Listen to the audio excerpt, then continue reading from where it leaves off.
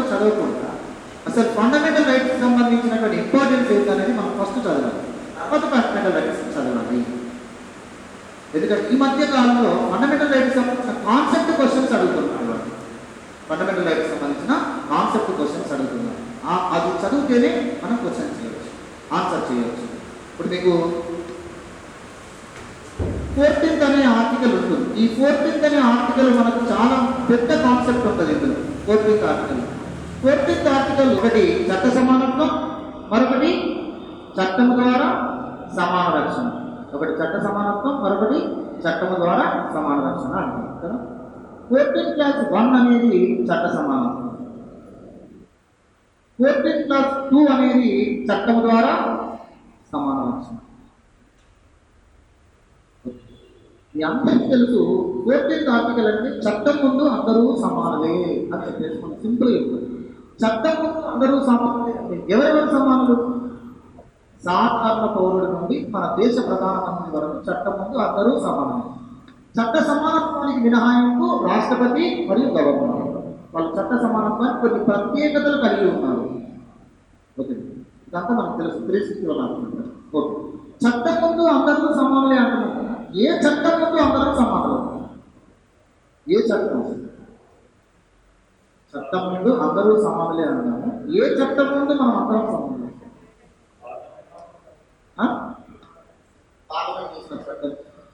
చూడండి, అశోక్ నగర్లో క్లాస్ చెప్పేటప్పుడు మాత్రమే ఇంత కొంచెం చెప్తాను, రీతగా చెప్తాను. మళ్ళీ ఎవరైనా కొత్తగా ఒకవేళ కాంపిటేటివ్ ఎగ్జామ్స్కి వచ్చినప్పుడు కొంచెం ఇబ్బంది పడవచ్చు. వాటి ఏదో ఇక్కడికి వెళ్ళిపోయాడు. నా ఇంటెన్షన్ ఏంటంటే అశోక్ నగర్లో క్లాస్ చెప్తున్నాం అంటే ఆల్రెడీ ప్రిపేర్ అయ్యి ఉండి ఉంటారు. వాళ్ళకి కొంచెం మనం ఇంకొంచెం అడిషనల్గా ఇస్తే చాలు, వాళ్ళు ర్యాంకులు సాధిస్తారు అనే ఉద్దేశం. ఓకే, ఫస్ట్ డెమో క్లాస్ కాబట్టి నేను చెప్తున్నాను. ఫస్ట్ క్లాస్లో మళ్ళీ అంత బేసిక్ కాన్సెప్ట్ చెప్పుకుంటూనే వెళ్తాను. ఓకేనా? ఎవరైనా ఇబ్బంది పడద్దు, కొత్త వాళ్ళు ఉంటారు మీరు. రైట్, చట్టం ముందు అందరూ సమానమే అంటారు కదా. ఏ చట్టం ముందు అందరూ సమానం? ఇంకా అసలు చట్టాలు ఎన్ని రకాలు? ఇంకా ఏ చట్టం ముందు దేశంలో ప్రజలందరూ సమానం? చట్టం 2 రకాలు, సివిల్, క్రిమినల్. సివిల్ చట్టం, క్రిమినల్ చట్టం. ఓకేనా? సివిల్ చట్టం, క్రిమినల్ చట్టం. 14th ఆర్టికల్ ప్రకారం చట్టం ముందు అందరూ సమానులే అంటే సివిల్ చట్టం ముందు అందరూ సమానులా, లేదా క్రిమినల్ చట్టం ముందు అందరూ సమానులా, లేకపోతే 2 చట్టాల ముందు దేశంలో ప్రజలందరూ సమానులా? ఏ చట్టం ముందు అందరూ సమానం? Civil, criminal. So 14th article ప్రకారం చట్టం ముందు అందరూ సమానులు అంటే ఆ చట్టం క్రిమినల్ చట్టం అని గుర్తుంచుకోవాలి. ఆ చట్టం ఏంటిది? క్రిమినల్ చట్టం. ఓన్లీ క్రిమినల్ చట్టం ముందే మన దేశంలో అందరూ సమానులు. నువ్వు ఏ మతమైనా, నువ్వు ఏ కులమైనా, నువ్వు ఏ ప్రాంతం వాడైనా, నువ్వు ఏ భాష మాట్లాడేవాడైనా, ఏ జాతికి చెందినవాడైనా, నువ్వు నేరం చేస్తే చట్టం ప్రకారం ఎంత శిక్ష ఉందో అంతే శిక్ష విధిస్తారు. నువ్వు ముఖ్యమంత్రిగా ఉన్నా, నువ్వు మంత్రిగా ఉన్నా, ప్రధానమంత్రిగా ఉన్నా, నువ్వు కేంద్ర మంత్రిగా ఉన్నా. దట్ ఈస్ 14th ఆర్టికల్ మన రాజ్యాంగంలో చెప్తుంది. అర్థమవుతుంది? మన కేంద్ర మంత్రి మహారాష్ట్రలో అరెస్ట్ చేశారు. ఒక కేంద్ర మంత్రిని అరెస్ట్ చేయడం ఏంటి అన్నాం. వాళ్ళు అరెస్ట్ చేసి క్రిమినల్ చట్టం కింద కదా. వాళ్ళు అరెస్ట్ చేసేటప్పుడు క్రిమినల్ చట్టం కింద, క్రిమినల్ చట్టం కింద ఎవరినైనా అరెస్ట్ చేస్తారు. కేసీఆర్ అన్నారు నన్ను అరెస్ట్ చేస్తారా? ఎందుకు? ఆయన కూడా చేయదు. ఎందుకంటే దట్ ఈస్ క్రిమినల్ చట్టం 14th ఆర్టికల్. నేరం చేస్తే ఎవరైనా ఈక్వల్, ఒక రాష్ట్రపతి గవర్నర్లు కాకుండా. మన రాజ్యాంగంలో చెప్తుంది సాధారణ పౌరుల నుండి ప్రధానమంత్రి వరకు అన్నాం. ప్రధానమంత్రి నేరం చేశాడు అని ఆరోపణలు వస్తే ఖచ్చితంగా క్రిమినల్ చట్టం ప్రకారం అరెస్ట్ కాబడాలి, రిమాండ్కి వెళ్ళాలి, ప్రాసెస్ కావాలి, ఖచ్చితంగా ఉంటుంది. ఎవరైనా కూడా అర్థమవుతుంది. ముఖ్యమంత్రులు జైలుకి వెళ్ళిన వాళ్ళు లేదా? ఇలా తెలియదు. మన తెలంగాణ ప్రజలు తెలియకపోవచ్చు, కానీ భారత ప్రజలు. హర్యానా ముఖ్యమంత్రి జైల్లో ఉండి పరిపాలన చేశారు. ఒక చిన్న కేసు ఏంటో తెలుసా? టీచర్స్ రిక్రూట్మెంట్లో స్కామ్ జరిగింది. గవర్నమెంట్ టీచర్స్ రిక్రూట్మెంట్లో స్కామ్ జరిగింది. ఆ స్కామ్ కింద ఆయన జైలుకి వెళ్ళారు. జైలు నుంచి పరిపాలన చేశారు. జైలు నుంచి జనరల్ ఎలక్షన్లో పోటీ చేశారు. గెలుస్తామని నమ్మకం ఉండే, కానీ ఓడిపోయారు. ఇప్పుడు అధికారం పోతే జైలు పెట్టదేమని భయపడుతున్నారు. అధికారం ఉన్నప్పుడు కూడా జైలు పెట్టవచ్చు. ఎందుకంటే దట్ ఈస్ రాజ్యాంగం 14th ఆర్టికల్. క్రిమినల్ చట్టము అందరికీ ఈక్వల్, ఏ మతం వాళ్ళైనా గెచ్చరు. ఈ క్రిమినల్ చట్టాలు మనకు IPC Indian penal code, CrPC criminal procedure code. ఓకేనా, ఇది మనకు క్రిమినల్ చట్టాలు. మరి భారతదేశంలో సివిల్ చట్టాలు చట్ట సమానత్వం ఎందుకు వస్తుందా? సివిల్ చట్టాల విషయంలో మళ్ళీ కొంచెం మినహాయింపు ఏంటంటే, సివిల్ చట్టాల ప్రకారం కూడా అందరూ సమానం లేదు, కానీ మత ప్రకారం అర్థమవుతుంది. భారతదేశ ప్రజలందరూ ఒకే సివిల్ చట్టం కిందికి రాదు. ఎందుకంటే మన కామన్ సివిల్ కోడ్ లేదు. భారతదేశంలో కామన్ సివిల్ కోడ్ మనకు ఇండివిజువల్ సివిల్ కోడ్స్ ఉన్నాయి, మత ప్రకారంగా సివిల్ కోడ్ ఉంది. సో హిందూస్కు ఒక సివిల్ చట్టం ఉంటుంది, ముస్లిమ్స్కు ఒక సివిల్ చట్టం ఉంటుంది, క్రిస్టియన్స్కు ఒక సివిల్ చట్టం ఉంటుంది. అందుకని 14th ఆర్టికల్ ప్రకారం చట్టం ముందు సమానులు ఏ చట్టం అనుకోవాలి మనం? క్రిమినల్ చట్టం ముందు సమానులు అనుకోవాలి. సివిల్ చట్టం ముందు దేశ ప్రజలందరూ సమానులు కాదు. ఒక్కొక్క మతం వారికి ఒక్కొక్క సివిల్ చట్టం ఉంది. హిందూస్కు ఒక సివిల్ చట్టం, ఓకేనా? ఇప్పుడు హిందూ వివాహ చట్టం ఉంటుంది, హిందూ వివాహ చట్టం 1950, ఇది హిందూస్. సో హిందూ వివాహ చట్టం ప్రకారం బహుభార్యతో నిషేధం ఎవరికి? హిందూస్ మాత్రమే, మళ్ళీ ముస్లిమ్స్ కాదు. ఎందుకంటే ముస్లింలకు షరియా చట్టం ఉంది, వాళ్ళ మ్యారేజ్కి సంబంధించింది షరియా చట్టం ఉంది 1937. షరియా చట్టం ప్రకారం వారు బహుభార్యతో చట్టబద్ధము. ఓకేనా, ఒక జీవిత కాలంలో ఒక ముస్లిం పురుషుడు 4 భార్యలను కలిగి ఉండదు చట్టబద్ధంగా. అదే హిందూ అయితే అసలు భార్య ఉండగా 2 పెళ్లి చేసుకుంటే నేరం, ఆ పెళ్లి చెల్లదు మరియు శిక్ష విధించదు. అది హిందూ భారతదేశం. అదే ముసల్మాన్లు కాదు. హిందూ సివిల్ చట్టం, హిందూ మ్యారేజ్ యాక్ట్ ప్రకారం డివోర్స్ తీసుకోవాలి అంటే మ్యారేజ్ 6 months తర్వాత మాత్రమే అడగాలి. అది కూడా డివోర్స్ 2 years తర్వాతనే ఇస్తారు.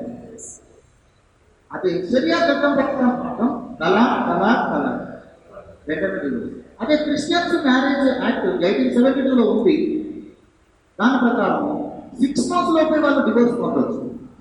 అదే హిందూ అయితే 2 years ఆగాలి.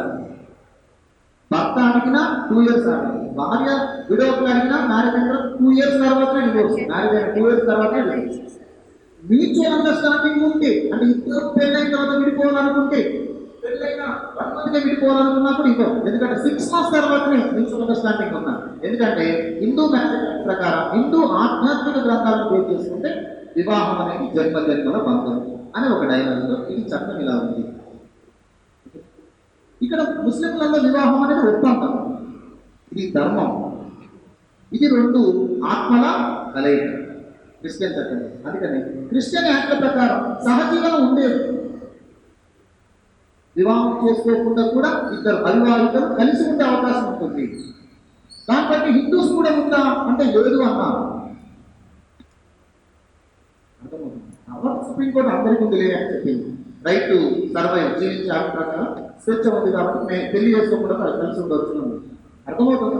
సో భారతదేశంలో సివిల్ చట్టాలు మాత్రం మతపరంగా ఉన్నాయి. ఇది బ్రిటిష్ వారు చేసిన పని.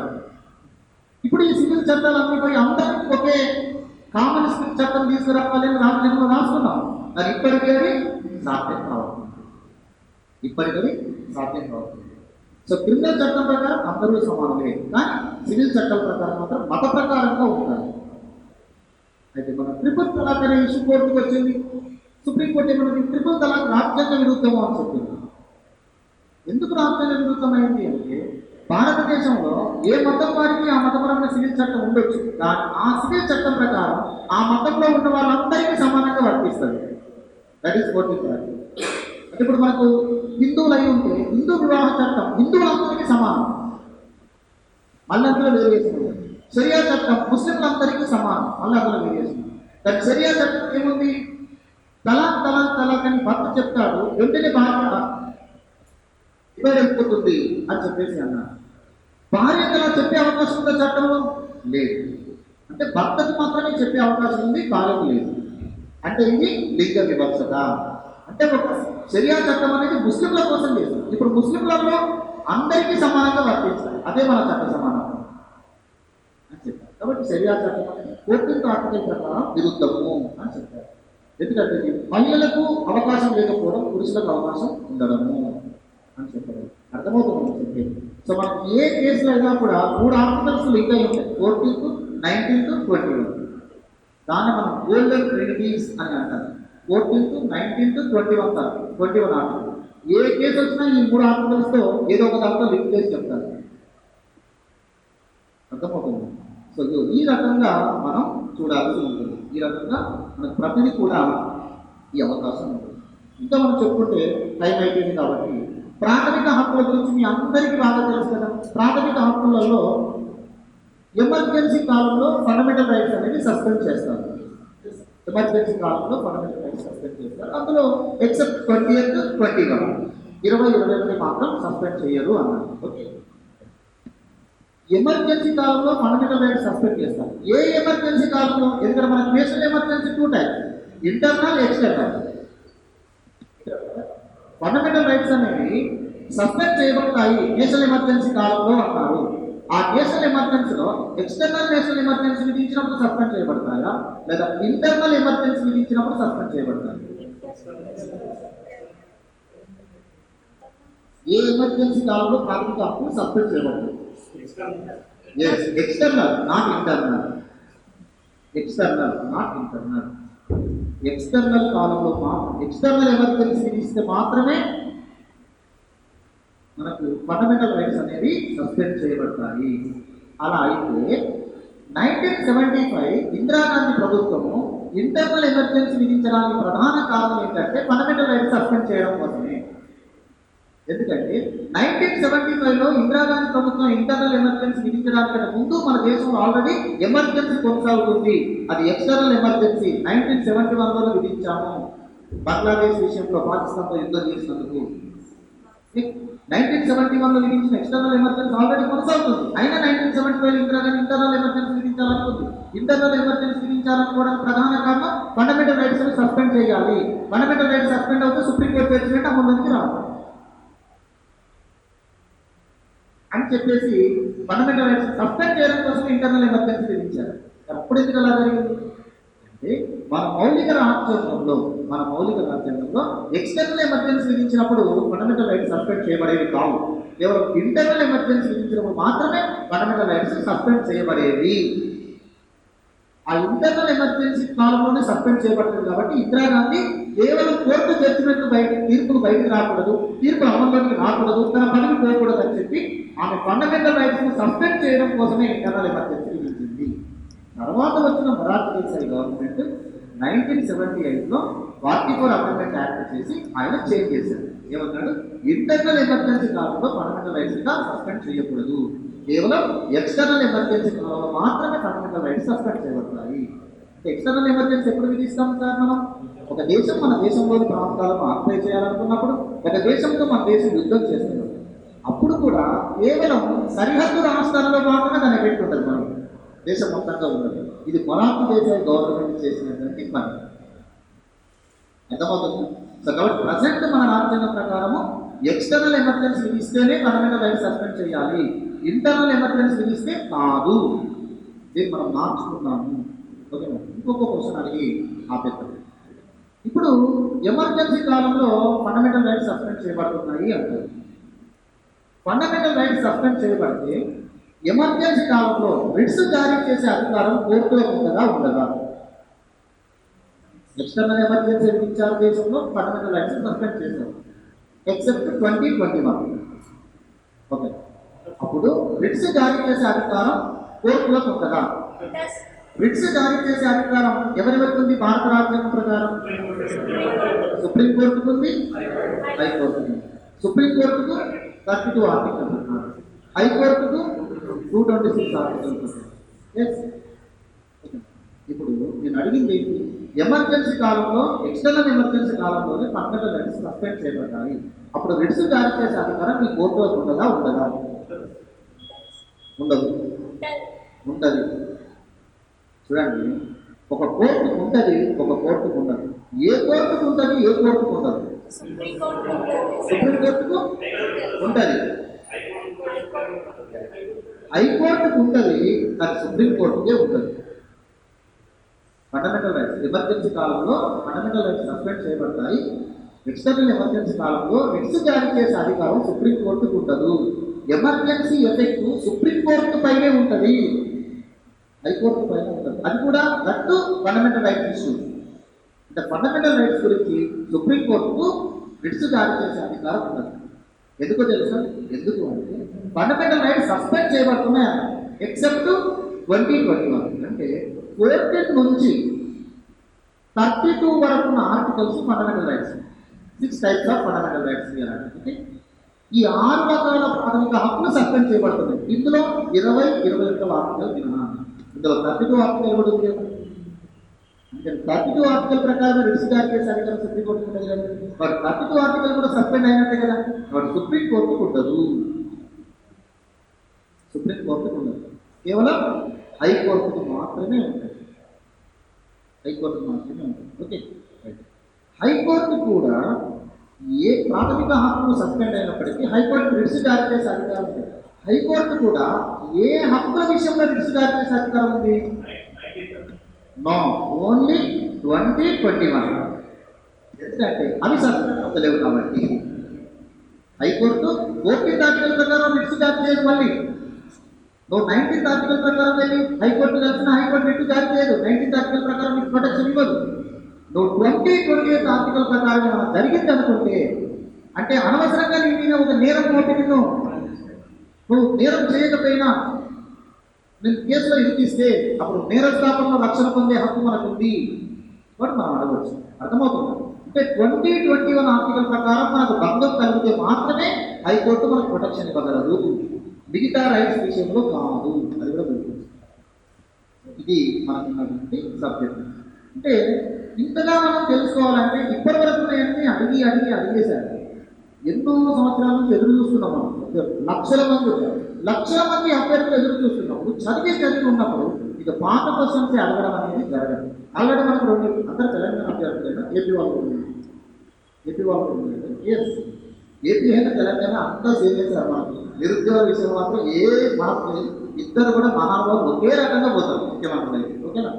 సో ఇక్కడ మన విషయం ఏంటంటే మనం ఆల్రెడీ ఎదురు చూస్తున్నాం, చదివి ఉన్నాం కాబట్టి ఇక ఆ క్వశ్చన్స్ అడగండి, డైరెక్ట్ క్వశ్చన్స్ ఉంటాం. ఆల్రెడీ 2016లో తెలంగాణ అభ్యర్థులు చూస్తున్నారు, 2017-19లో ఏపీ అభ్యర్థులు చూస్తున్నారు. క్వశ్చన్స్ అన్ని ఎట్లా వస్తుంది అని చెప్పి. మరి పైశాచికం కాకపోతే కానిస్టేబుల్ ఎగ్జామ్లో కూడా సివిల్స్ ప్యాటర్న్ ఇచ్చారు.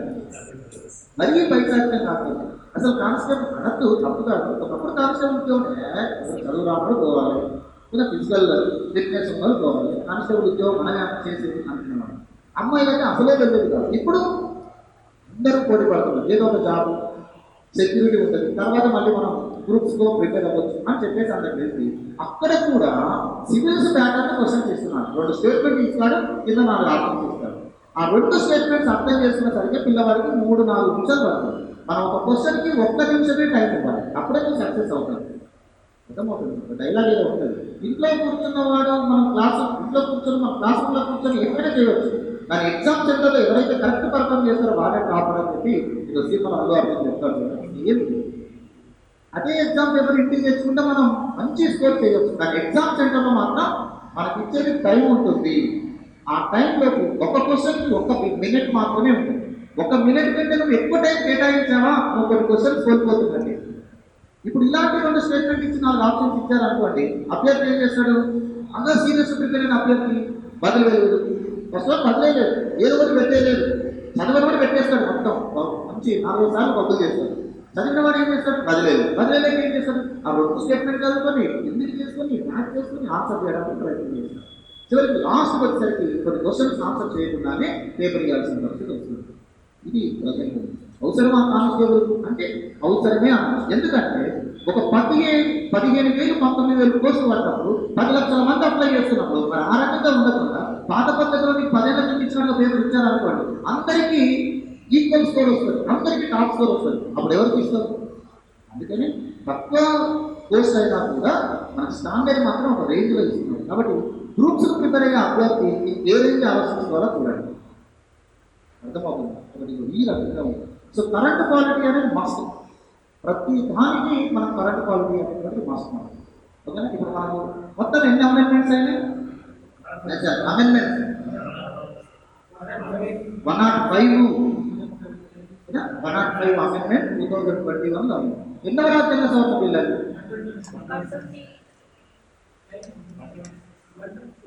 127 అమెండ్మెంట్ బిల్. యాక్ట్ వచ్చేసి 105 అమెండ్మెంట్ యాక్ట్. ఓకే, బిల్ మాత్రం ఓకే. సో ఇది దేనికోసం చేశారు?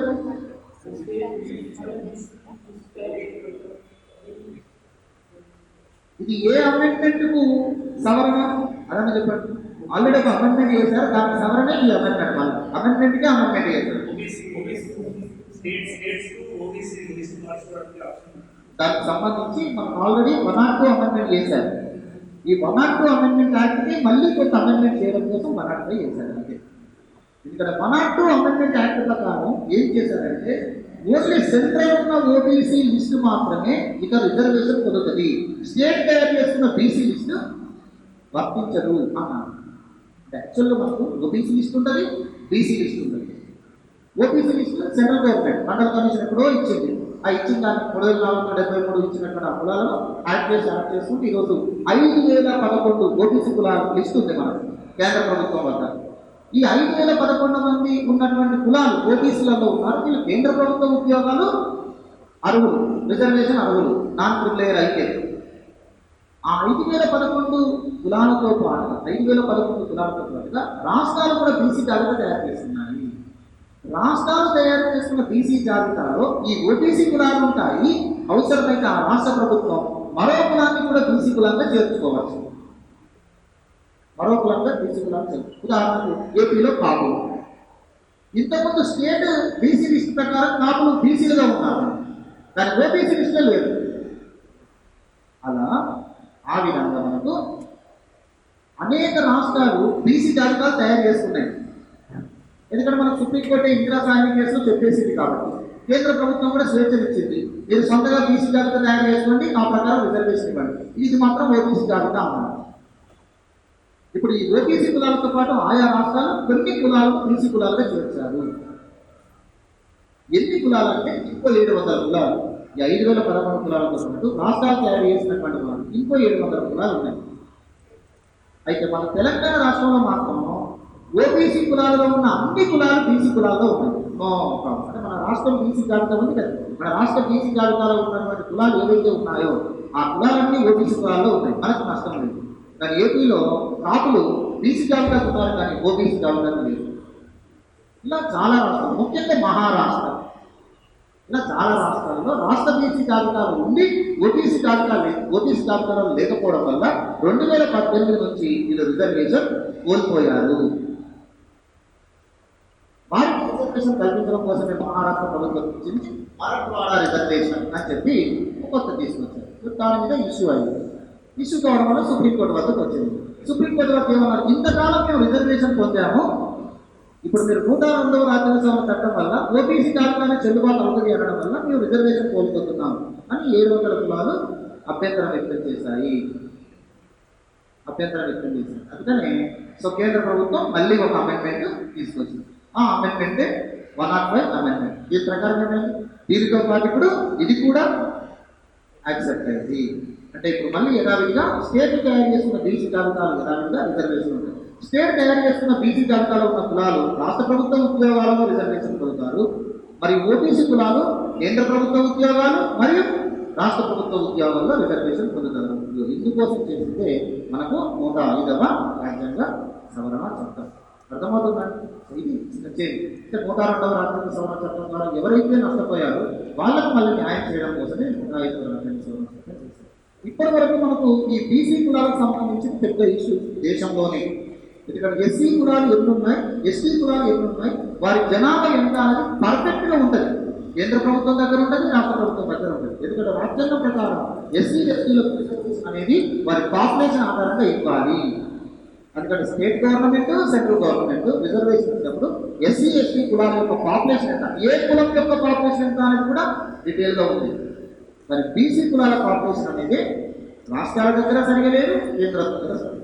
ఇప్పటికి మనం బీసీ కులాలకు సంబంధించి ఎన్ని కమిషన్లు వేశారు ఇప్పటి వరకు? బీసీ కులాలకు సంబంధించినటువంటి అధ్యయనం చేయడం కోసం కేంద్ర ప్రభుత్వం ఎన్ని కమిషన్ వేసింది?